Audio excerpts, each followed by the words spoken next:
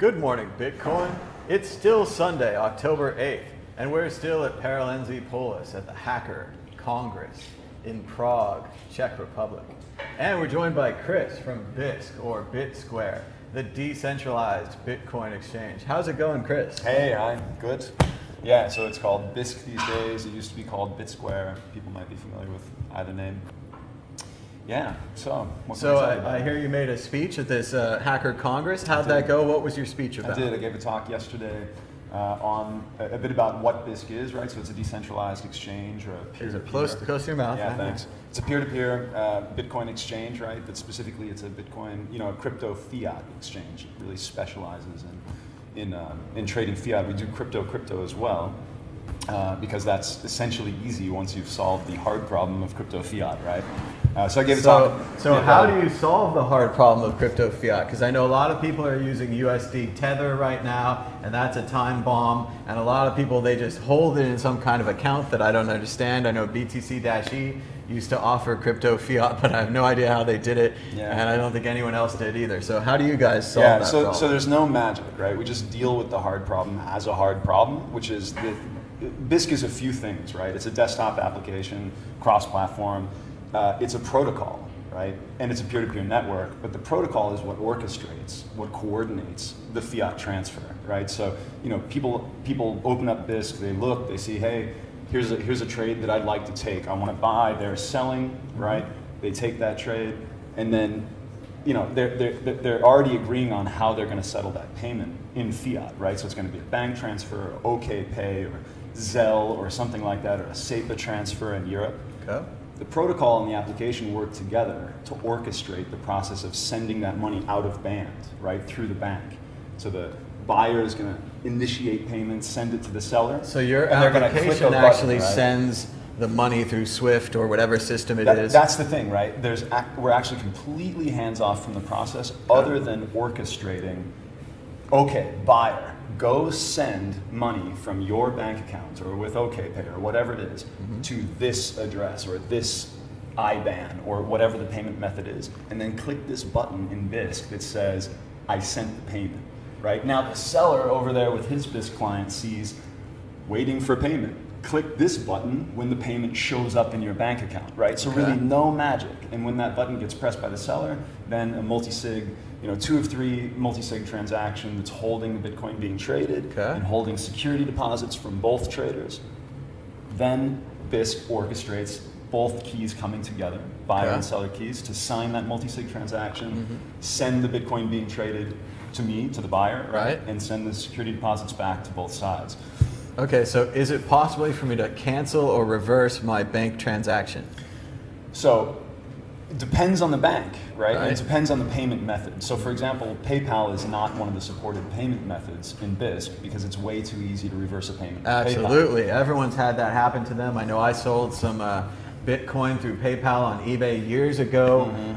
Then the guy either was hacked or said he was hacked, and PayPal believed him, took my money, and they have my Bitcoin. Terrible deal for me on both ends. Exactly. There's a wiki page on the Bitcoin wiki that goes through a hardness scale of money transfer systems, right? Payment systems. And so we're only supporting things that are high on that hardness scale, right? Like proven, known. It's very, very difficult to reverse a payment.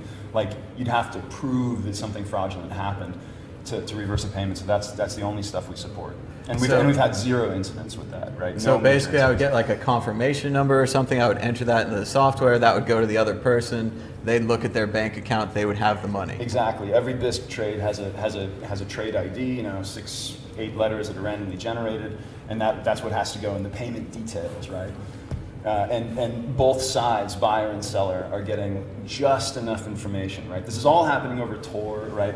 It's a bespoke peer-to-peer protocol on top of Tor. Every Bisq client is a Tor hidden service. Okay, so I'm running an application on my home computer similar to like BitTorrent. It's using a network like BitTorrent, but it's using it through Tor, so it's secure. Yeah. It's actually a network much more like Bitcoin itself. So it's a flood-fill gossip protocol where every node gets every trade, right? So everybody has a copy of the order book, right? So it's a distributed order book, and then Bisq is really just serving to match buyers and sellers manually, right? No automatic order matching. We're not splitting up orders or doing anything sophisticated. It's just, hey, there's a trade that I'd like to take, or I'd like to, make an offer to sell or to buy myself. And then when people take each other's order, it's truly peer-to-peer, right? They're only talking, directly to one another, just right to their Onion address, right? It's a hidden service. That message is encrypted. It's already on top of Tor, but that message is encrypted as well to your counterparty's, Onion, Tor public key, right? Okay. And it's containing just enough information to initiate that payment and to verify that it's coming from the person that you expected. So depending on the payment method, right, if it's a SEPA transfer, it's going to have the IBAN and probably the person's name, because that's what SEPA requires. So it actually sends their name. So how anonymous is this version? If I'm going to buy $100 of Bitcoin, maybe use it for some questionable purchase, is this the place to buy it, or is this more savings for just normal people? So I think, I think it's pretty safe to say that we have the most secure. So let me just say a bit about the mission of the project, right? The mission of Bisq is to provide a secure, private, censorship-resistant way of exchanging Bitcoin cryptocurrencies for fiat currencies over the internet, right? Okay. So you could do all those things like in person, what have you. This is over the internet. On the privacy side, right? Like we define privacy, I think, like it should be defined. It's your ability to control access to your data, right? So the nature of this kind of trade is you're interfacing with this legacy system that has to know, bank accounts and sometimes names. Sure. So exactly that much information, and you choose, okay, I'm taking that trade over there, right? You don't know anything, people's personal information is not broadcast with these trades. You're anonymous on the exchange. Sure. Until that moment that you need to expose just enough information just to your counterparty. To verify. Right? So you control who's getting access to that. So the counterparty knows the money's been sent, maybe not necessarily where it's from, but he can verify that. He can look at his own account. Yes. And he'd be all set. So is this for people getting their first Bitcoins or people getting later Bitcoins? How do you see this in the Bitcoin ecosystem? Yeah, well, I mean, to compare it to when would people use centralized exchanges, right? If you're like a heavy trader and so on, day trading Bitcoin or what have you, you wouldn't use Bisq for that. Right? Settlement is far slower. Sure. Volume is lower, but it's far more secure, far more private, far more censorship resistant than any centralized exchange by its very nature. Right? Like they just can't compete on that level. So to answer your question, it's really the core, the purpose of this is to provide a rock solid on-ramp and off-ramp from crypto, right? Into crypto from fiat, both ways, right? There has to be, at least one service that's out there that people can really rely on. So how would this compare with Coinbase? Coinbase is centralized, this is decentralized. Are you storing less data? Are you storing data for a shorter amount of time? Yeah, so we don't, we're the developers, right? I'm a developer of Bisq. We run no centrally controlled servers. There are no databases. We record no data. We couldn't even if we tried, right? The protocol is just designed so that it's impossible for us to know. So the government knocks on your door. Where are the server logs? There are no server logs. Yeah, everybody has a Bisq.log file on their own node, right? So go collect it from everybody who ever used Bisq, right? That's the answer. And if they deleted it, it's gone. Exactly. Or if the dog ate it, also gone. That's right. Yeah, exactly. It can be rough. So where is it open source right now, or how did you become a Bisq developer? Yeah, so I've been involved in the project since pretty close to its inception in 2014. There was a long development period. It took 2 years to develop this. Building from scratch the peer-to-peer network, finally figuring out how we could ride on Tor, and we went live 18 months ago, April of 2016. So we've been in production for 18 months, thousands of trades worth millions of dollars. No major incidents, no downtime, and no information stored. And no thousands of trades gone. Yeah. Yes. Yeah. That's fantastic. Yeah. I think that sounds really interesting. Yeah. I think a lot of our users would be interested in that. Where can they check out Bisq? Where can they learn more? So Bisq.network is the homepage, and you can get downloads from there and so on. There's our GitHub repository, Bisq-network on GitHub. Do you have a Mac, PC, Linux versions? Yeah, Where are you on that? It's all built in Java, right? So great. So it's just cross-platform by default. And if we have a minute more, I'll talk about. Sure, that'd be great. Yeah. Just if we could have more people going in and out the door, that would be completely not distracting to me at all. But I'm really focused, so let's go ahead and tell us more, man. Cool. So actually, the title of the talk that I gave yesterday was "How to Bootstrap a DAO." Right, and so people probably know watching this, DAO is decentralized autonomous organization. Used to be a great word before they ruined it. Maybe we can bring it back. That's right. We're reclaiming the name here with Bisq at the very least. And so actually, just yesterday, we officially launched this DAO. It's been in the works and in the planning for about a year now, even more. Carefully designed the token model. So we introduced a token called BSQ. Okay. Into the Bisq ecosystem, right? And the purpose of the Bisq DAO is to decentralize the funding and governance of the project. Okay. The technology, right? The application, the peer-to-peer network, the protocol, that's all properly decentralized, even fully distributed, right? It's a distributed network. But the funding, right, and the governance, like, we're making all the decisions right now. You know, sure. Manfred, the founder, and me, and just a few other people are making a decision. That's a big risk for a project like that. Yeah. Right? You could roll back the chain like the DAO. yeah. You know, we could do all kinds of bad things. We probably won't. But the point is that, you know, that's just a vulnerability in the system if there's only a couple of people, right, who know how it all works and make all the decisions. So we want to decentralize that responsibility. And today, the way that Bisq works is that people pay trading fees in Bitcoin. Okay. Right, and those trading fees, both maker and taker of an offer pay a small amount of Bitcoin. And that Bitcoin gets paid directly to arbitrators on the system.